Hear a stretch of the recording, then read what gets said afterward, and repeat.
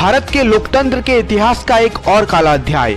और इस तरह की घटना भारत के लोकतंत्र में पहली बार हुई है जब कोई सिटिंग मुख्यमंत्री जेल गया है। जी हाँ दोस्तों, आज अरविंद केजरीवाल जेल में क्यों हैं, क्या है पूरी घटना, आज के इस स्पेशल एपिसोड में हम उसी का विश्लेषण करेंगे। और उससे पहले अगर आप हमारे चैनल पर पहली बार आए हैं तो इसे सब्सक्राइब करके बेल आइकन को दबा लें ताकि इसी तरह की वीडियो आपको मिलती रहे। दिल्ली के मुख्यमंत्री अरविंद केजरीवाल को दिल्ली शराब घोटाले में ईडी ने गिरफ्तार कर लिया है। इससे पहले दिल्ली हाईकोर्ट ने भी केजरीवाल को गिरफ्तारी से राहत नहीं देने का फैसला सुनाया है। दिल्ली शराब घोटाला यानी वो घोटाला जिसमें कई दिग्गजों को सलाखों के पीछे पहुंचा दिया। अरविंद केजरीवाल इस लिस्ट में सबसे नया और सबसे बड़ा नाम जरूर है, लेकिन आप जरा गिरफ्तार लोगों की लिस्ट देखिए। तेलंगाना के पूर्व मुख्यमंत्री केसीआर की बेटी और बीआरएस की एमएलसी के कविता गिरफ्तार हुई। कहा जा रहा है कि के कविता की गिरफ्तारी के बाद ही अरविंद केजरीवाल की गिरफ्तारी तय हो गई। इसी केस में दिल्ली के पूर्व सीएम मनीष सिसोदिया और राज्यसभा सांसद संजय सिंह पहले से ही जेल में हैं। अब यह भी समझ लेते हैं कि दिल्ली शराब घोटाला असल में है क्या। ईडी का आरोप है कि दिल्ली एक्साइज पॉलिसी 2021-22 जब तय की जा रही थी तब कई आरोपी अरविंद केजरीवाल के संपर्क में थे। दिल्ली सरकार नई एक्साइज पॉलिसी लाई थी जिसके तहत शराब कारोबार से सरकार बाहर आ गई और पूर्वी दुकानें निजी हाथों में चली गई। दिल्ली सरकार का यह तर्क था कि नए शराब नीति से माफिया राज खत्म होगा और सरकार के राजस्व में इजाफा होगा, लेकिन यह पॉलिसी शुरुआत से ही विवादों में रही और आखिरकार 17 अगस्त 2022 को इसे रद्द कर दिया गया।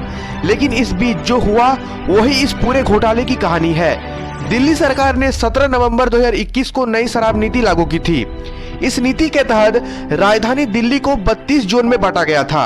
हर जोन में 27 दुकानें खोलने की बात कही गई थी। इस तरह पूरी दिल्ली में 849 शराब की दुकानें खोली जानी थी। इस नीति के तहत सभी सरकारें ठेकों को बंद कर सभी शराब की दुकानों को प्राइवेट कर दिया गया, जबकि इससे पहले दिल्ली में शराब की दुकानों में 60% हिस्सेदारी सरकार की और 40% प्राइवेट दुकानों की हुआ करती थी।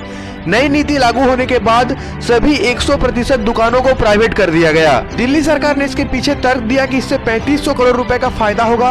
यही नहीं, दिल्ली सरकार ने शराब दुकानों की लाइसेंस की फी में भी कई गुना बढ़ोतरी कर दी थी। इसके तहत जिस L1 लाइसेंस को हासिल करने के लिए पहले 25 लाख रुपए देने होते थे, नई नीति लागू होने के बाद उसके लिए ठेकेदारों को 5 करोड़ रुपए चुकाने पड़े। इस तरह अनलाइसेंस की कैटेगरी फीस भी जरूरत से ज्यादा बढ़ा दी गई। सरकार पर आरोप लगा कि सरकार की नई नीति से राजस्व में भारी कमी हुई है। दिल्ली के मुख्यमंत्री अरविंद केजरीवाल को ईडी ने पिछले साल 2 नवंबर को पहला समन भेजा था। यह समन प्रिवेंशन मनी लॉन्ड्रिंग एक्ट के तहत जारी किया गया था। ईडी की ओर से जारी चार्जशीट में आरोप है कि जब एक्साइज पॉलिसी 2020-21 तैयार की जा रही थी उस दौरान शराब घोटाले के कई आरोपी अरविंद केजरीवाल के संपर्क में थे। ईडी की ओर से दावा किया गया कि इस मामले में डीआरएस की नेता के कविता के अकाउंटियन बुची बाबू के बयान को भी दर्ज किया गया है। बुची बाबू के बयान में यह कहा गया है कि के कविता, केजरीवाल और मनीष सिसोदिया के बीच इस संबंध में पहले ही बातचीत हो चुकी थी। ईडी आरोप लगा रही है कि इस घोटाले में 100 करोड़ रुपए की रिश्वत ली गई है और पैसे हैदराबाद से दिल्ली ले जाया गया है। उम्मीद है दिल्ली शराब घोटाले की उलझी हुई कहानी को आसान भाषा में आप तक पहुंचाने की कोशिश की गई है। इसी घोटाले में जब केजरीवाल को पहला समन जारी किया गया था तब वे पेश नहीं हुए। केजरीवाल को इस मामले में ईडी 10 समन जारी कर चुकी थी और उसके बाद आखिरकार अरविंद केजरीवाल को गिरफ्तार कर लिया गया। तो इसी के साथ दोस्तों अपना ढेर सारा ख्याल रखें और अगर आपने अभी तक हमारे चैनल को सब्सक्राइब नहीं किया है तो जरूर कर ले ताकि इसी तरह की जानकारी आपको मिलती रहे।